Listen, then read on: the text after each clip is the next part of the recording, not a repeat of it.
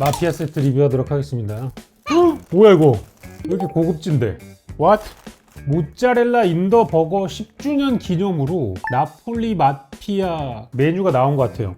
버거가 두 개가 있습니다. 둘 다 바질이 들어갔는데 하나는 바질이랑 토마토 소스, 나머지 하나는 바질이랑 발사믹 소스.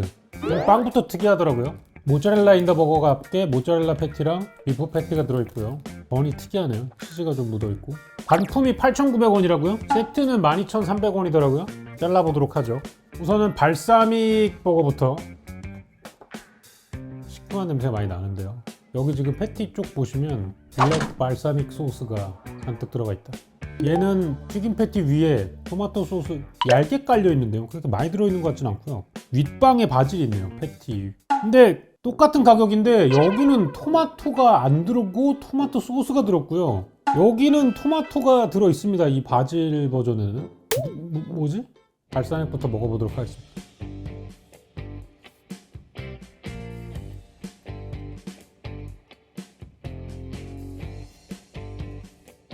자, 일단은 빵이 치즈 같은 게 있잖아요. 이 치즈의 꾸덕한 부분이 오래 남아있네요. 어떻게 표현하면 살짝 뭐 질길 수도 있다라는 느낌인데 기존 버거빵보다 좀 더 쫀득함이 더 느껴지는 그런 치즈빵이고, 치즈 부분 있잖아요. 치즈 부분 보면 이렇게 밑에 이렇게 꾸덕꾸덕하게 눌러진 치즈 부분이 약간 끝까지 남아가지고 일단 치즈빵이 가장 다른 점이다 라고 볼 수 있다. 치즈빵이 가장 다른 점이라는 게 무슨 얘기냐, 생각보다 바질 맛이 이렇게 크게 안 난다. 이 발사믹의 새콤한 맛이 굉장히 많이 강조가 돼 있고요. 바질은 약간 더드는 느낌이네요. 바질은 약간 왼손.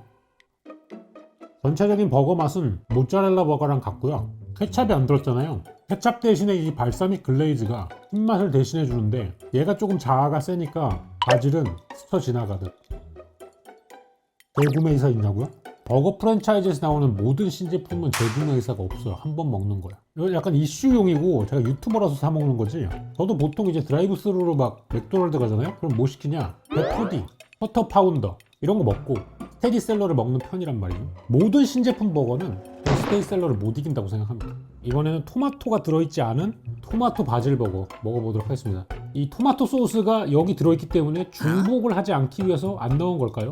아니면은 토마토만큼의 코스트를 아껴서 토마토 소스에 쓴 걸까요? 제주의 실수일까요? 궁금한데요.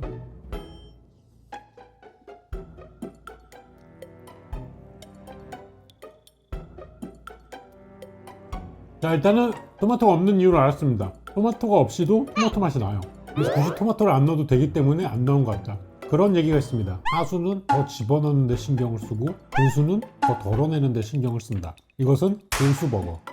하지만 여기서도 바질의 흔적이 아주 미세하게 남아있어서 명탐정 코난을 불러야 알 수 있을 것 같아요. 이 바질이 요 정도 들은 거예요. 요 정도. 지금 보면 분해를 해보면 요 정도가 들었어. 이 바질도 내가 봤을 때 바질 함량이 그렇게 높지 않은 것 같아. 그리고 상태를 보니까 이게 일반 소스에 드라이 베이질 파우더를 넣은 다음에 불린 것 같거든요.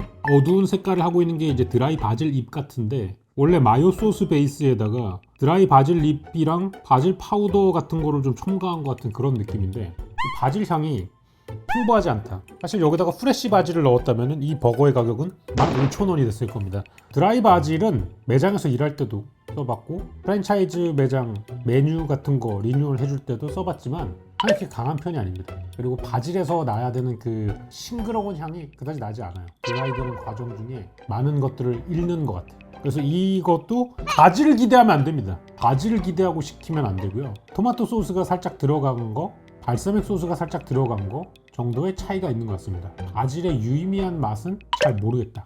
저는 바질을 좋아하는 사람이기 때문에 바질 더 들어갔으면 좋겠다. 발사믹과 토마토 중에 뭐가 더 맛있나요 하신다면 저의 그 초딩적인 입맛을 따져본다면 토마토가 취향이다. 리뷰는 여기까지고요. 공지를 몇 가지 하도록 하겠습니다. 일단은 치즈직 커뮤니티 가시면 버추얼 요리 대회 서류 합격자 명단이 나와 있습니다. 체크하시고 사실상 요리 대회를 위한 학원 빌드업이라고 생각하시면 됩니다. 정식 명칭을 정했는데요.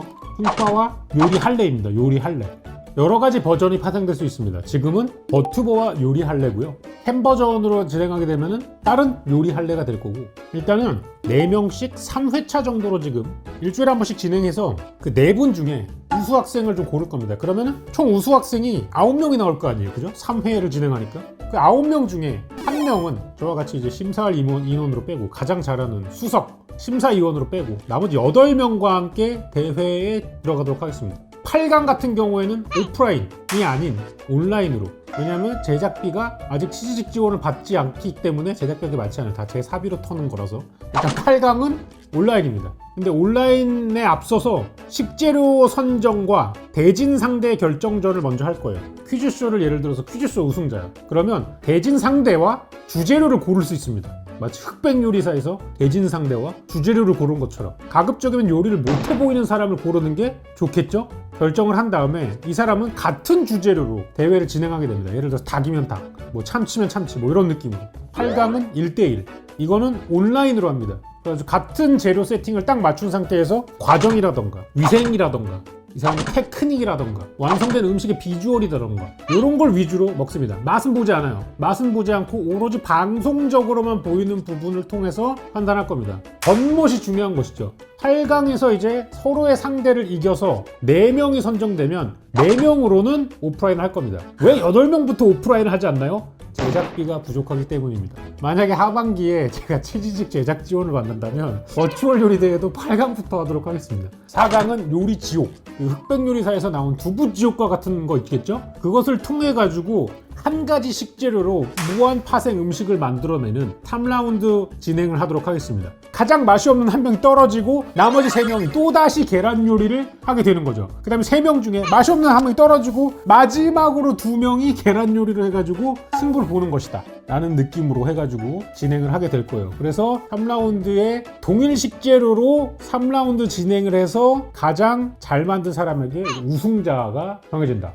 마지막 그 요리 지옥 때 들어갈 식재료를 PPL로 넣고 싶으신 분들은 인챈트 광고 사업팀을 통해서 많은 관심을 보여줬으면 좋겠습니다. 예를 들어서 뭐 치킨 업체가 PPL을 하고 싶으시다. 황금 올리브로 만들 수 있는 요리 10가지 이거 할 수 있어요. 그렇기 때문에 이 제작비 회수를 위해 많은 분들의 관심 필요하다. 예를 들어 족발 업체가 하시고 싶다. 족발로 만들 수 있는 9가지의 레시피가 나옵니다. 예, 스폰서 혹시 관심 있으신 분들은 진행이 좀 됐으면 좋겠고요. 그래서 이제 지금 다음 주부터 진행돼서 1월 말, 2월 초, 2월 둘째 주까지 해가지고 요리 강습이 3회 완성이 되면은 2월 말에 대회가 열릴 거고요. 그 다음에 이제 2월 중순에 해야 될 게 또 있습니다. 요거는 이제 그 선생님과 함께하는 친해지길 바래 심야 식당이 합쳐져 있는 이런 콘텐츠가 2월 중순에 지금 제작될 예정이 있고요. 그리고 버추얼 요리 대회가 끝나면 3월 달에는 이제 캠 버전으로 인간들로 구성을 해가지고 3월 달에 한번 돌 거고요. 3월 달 내내. 그리고 3월 달 중순이나 4월 달 초에 며칠 전에 그 인챈트 MT에서 진행됐던